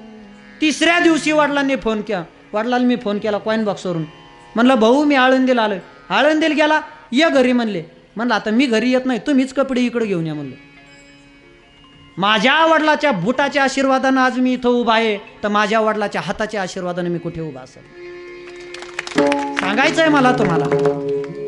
माझे वडील आले, 17 वर्ष वाईट परिस्थितीत शिक्षण घेतलं महाराज, पण आज आई वडील माझ्याजवळ आळंदीत येतं, आणि आई वडिलाच्या आशीर्वादानं आज 25-30 विद्यार्थी मी आळंदीमध्ये शिकतोय. ही माझ्या मायबापाची पुण्याई आहे. जाता जाता सांगतो, जीवनात काही कमी पडणार नाही. फक्त मोठ्या भावावर भाऊजाईवर प्रेम करा, आई बापावर प्रेम करा.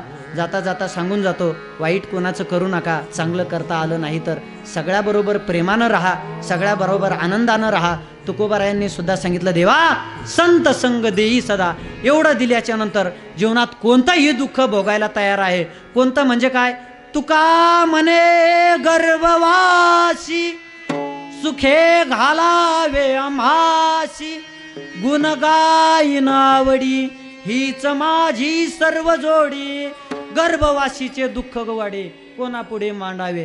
हा विठ्ठल म्हणले, अहो तुकोबारा, गर्भवासाला तुम्ही सुखानं घालतात म्हणजे गर्भवासाचं दुःख सोड थोडं आहे का? हा विष्टाले पचोईकडे, नाकी तोंडी कुर्मी किडे, गर्भवासीचे दुःख गाडे कोणापुढे मांडावे. मग भगवान तुकोबाराय म्हणतात, देवा तुझं नाव जर आमच्या बरोबर असेल, तुझं नाम जर मुखात असेल, तर ते दुःख सुद्धा आम्हाला काही नाही. त्याच्यामुळं देवा तुझा विसर आम्हाला पडू देऊ नको. एवढं बोलून आपली सेवा इथेच समाप्त झाली असं मी गृहीत धरतो. आणि सेवेला गर्भवासी, तुका म्हणे गर्भवासी, तुका म्हणे गर्भवासी, तुका म्हणे गर्भवासी, तुका म्हणे गर्भवासी, तुका म्हणे गर्भवासी, तुका म्हणे गर्भवासी, तुका म्हणे गर्भवासी. सुखे घाला वे आम्हासी, सुखे घालावे आम्हासी, गुण गाई न आवडे, गुण गाई न आवडे. गुण गायी न आवडी गुण गायी न आवडी गुण गायी गुण गायी गुण गायी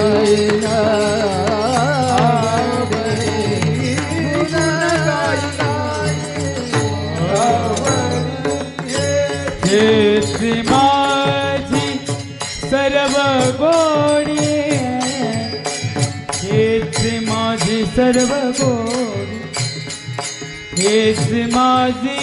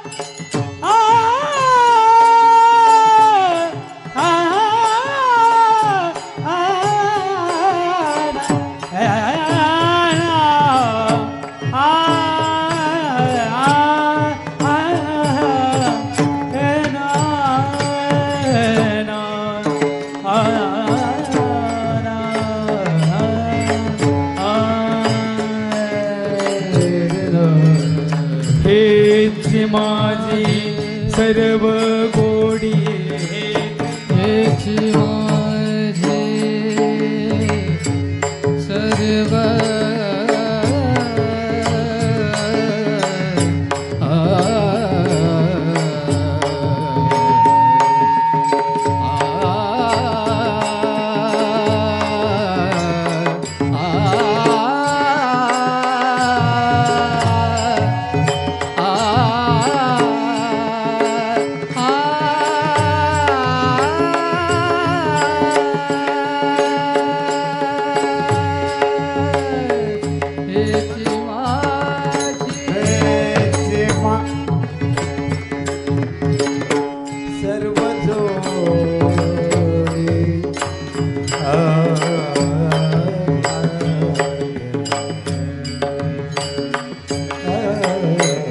हेच माझी सर्व गोडी हेच माझी सर्व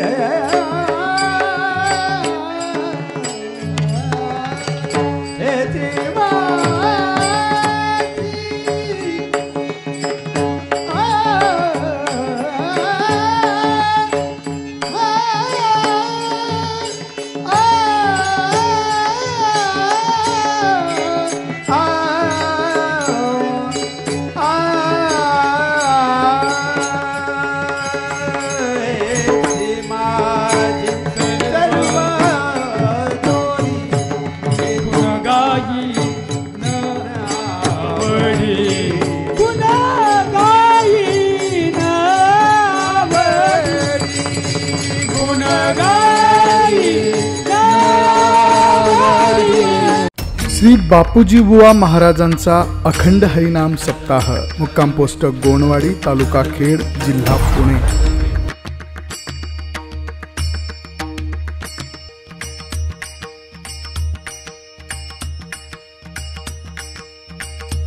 सोहळा आनंदाचा गजर विठुरायाचा अखंड हरिनाम सप्ताह मुक्काम पोस्ट गोणवाडी तालुका खेड जिल्हा पुणे। आपले नम्र समस्त ग्रामस्थ मंडळी, भजनी मंडळ तसेच युवक मंडळ गोणवाडी।